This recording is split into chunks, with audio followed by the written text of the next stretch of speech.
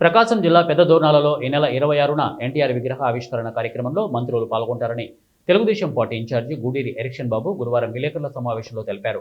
ఈ కార్యక్రమానికి ముఖ్య అతిథులుగా ప్రకాశం జిల్లా ఇన్ఛార్జి మంత్రి ఆనం రామనారాయణ రెడ్డి, గిరిజన సంక్షేమ శాఖ మంత్రి గుమ్మడి సంధ్యారాణి, ఉమ్మడి జిల్లాకు చెందిన మంత్రులు డాక్టర్ డోలా శ్రీ బాల వీరాంజనేయ స్వామి, గొట్టిపాటి రవికుమార్రావుతో పాటు ఉమ్మడి జిల్లాకు చెందిన టీడీపీ ఎమ్మెల్యేలు, కార్పొరేషన్ చైర్మన్లు, నియోజకవర్గ ఇన్ఛార్జీలు వంటి ముఖ్య నాయకులు హాజరవుతారని తెలిపారు.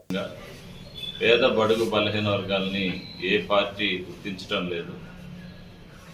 సమాజంలో ఆర్థిక అసమానతలు ఉన్నాయి.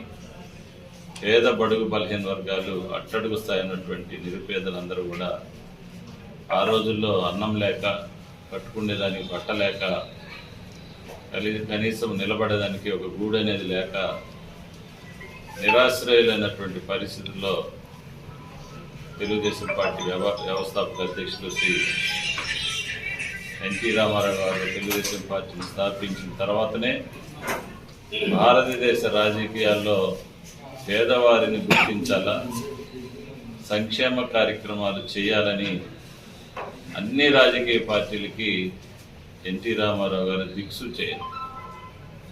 అందుకని ఎప్పుడు కూడా పేద బడుగు బలహీన వర్గాల హృదయాల్లో ఈ క్షణం వరకు కూడా నిలిచినటువంటి భారతదేశంలో ఎవరైనా ఉన్నారంటే అది స్వర్గీయ ఎన్టీఆర్ గారు అని చెప్పేసి మనం అందరూ కూడా తెలుసుకోవాల్సిన అవసరం ఉంది. అందుకని ఆయనకి ఘనమైనటువంటి ఆయన విగ్రహావిష్కరణ కార్యక్రమాన్ని ఈ నియోజకవర్గంలో ఉండేటటువంటి బడుగు బలహీన వర్గాలు అందరూ కూడా ఇది మన సొంత కార్యక్రమం కింద